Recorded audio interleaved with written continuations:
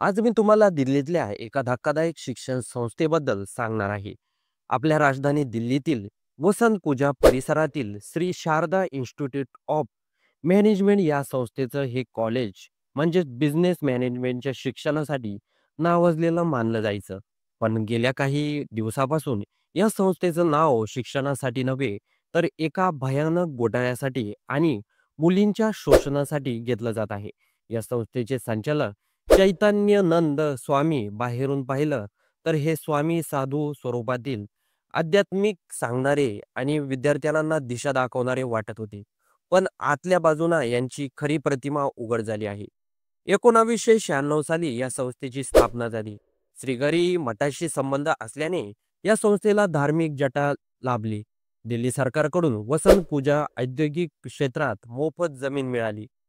उद्देश हा होता की गरीब मध्यमवर्गीय विद्यार्थ्यांना उच्च दर्जाचं व्यवस्थापन शिक्षण मिळावं. या संस्थेत फक्त पदवी उत्तीर्ण बिझनेस स्टडीज शिकवलं जायचं. वसतिगृह, लायब्ररी, संगणक, प्रयोगशाळा अशा सुविधा उपलब्ध होत्या.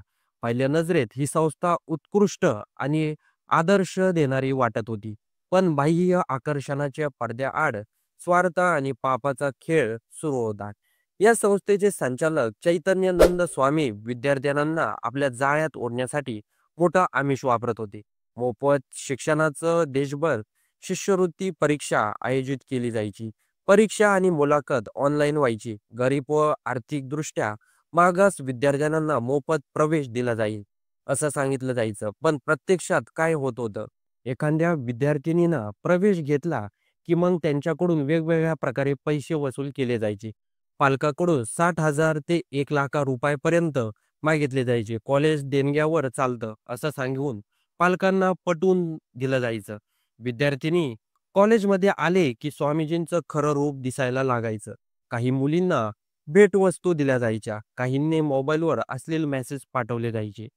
आवडलेल्या मुलीला बाहेरून फिरायला घेऊन जायचे. सहलीच्या नावाखाली मुलींवर डोळा ठेवायला जायचं.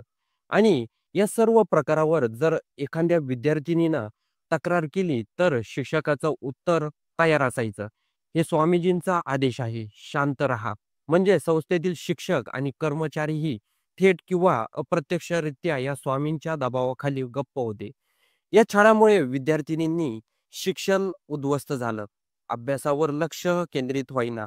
भीती आणि असुरक्षतेमुळे मानसिक ताण वाढला. मोफत प्रवेश म्हणणाऱ्या मुलींच्या पालकांकडून पैसे वसूल झाल्यामुळे आर्थिक ओझं वाढलं.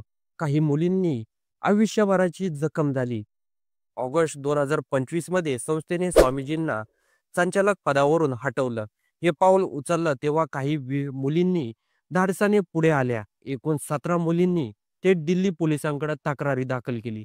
आरोप होता लैंगिक शोषण आणि छेडछाड. आता पोलिसांनी गुन्हा नोंदवला आहे. पण गुन्हा दाखल होण्याआधी स्वामीजी फरार झाले आहे. दिल्ली पोलीस त्यांचा शोध घेत आहे. हे प्रकरण फक्त एका कॉलेजपुरतं मर्यादित नाहीये. देशभरातील शैक्षणिक संस्थेवरही विश्वास डगमगत चालला आहे. मुलींच्या पालकांमध्ये भीतीचं वातावरण निर्माण झालं आहे. श्रीगारी मठासारख्या धार्मिक संस्थेची प्रतिमा ही मलिन झाली आहे. महिला संघटना, विद्यार्थी संघटना आणि या प्रकरणाला न्याय मिळावा म्हणून आवाज उठवायला सुरुवात झाली आहे. पोलिसांनी स्वामीजींना अटक केली पाहिजे. तक्रारी केलेल्या मुलींना न्याय मिळाला पाहिजे. नुकसान भरपाई मिळाली पाहिजे. या संस्थेवर कडक कारवाई झाली पाहिजे. मान्यता रद्द होण्याचीही शक्यता आहे. सरकारने मोफत शिक्षण किंवा शिष्यवृत्ती परीक्षा या नावाखाली होणाऱ्या फसवणुकीवर लक्ष ठेवणं आवश्यक आहे. मित्रांनो, Shri Sharda institute of management प्रकरण आपल्याला एका मोठा धडा देतं. शिक्षण, धर्म आणि व्यवस्थापन त्यांच्या नावाखाली स्वार्थी लोक आपला स्वार्थ साधतात. विद्यार्थिनींच्या आयुष्याशी खेळतात. पण आपण गप्प बसलो तर तर अशा घटना पुन्हा पुन्हा घडतील. म्हणूनच समाज म्हणून आपल्याला जागं व्हावं लागेल. मुलींच्या सुरक्षिततेचा प्रश्न मोठा निर्माण होऊ शकतो. शिक्षण ही फसवणुकीचं साधन न होता जीवन घडवण्याचं साधन राहिलं पाहिजे. स्वामीजींवर कारवाई होईलच, पण खरी जबाबदारी आपली आहे. आपल्या मुलींना योग्य शिक्षण, सुरक्षित वातावरण आणि न्याय मिळवून देण्याचं. तर या संपूर्ण प्रकरणाबद्दल तुमचं काही मत असेल तर कमेंट बॉक्समध्ये नक्की नोंदवून जा.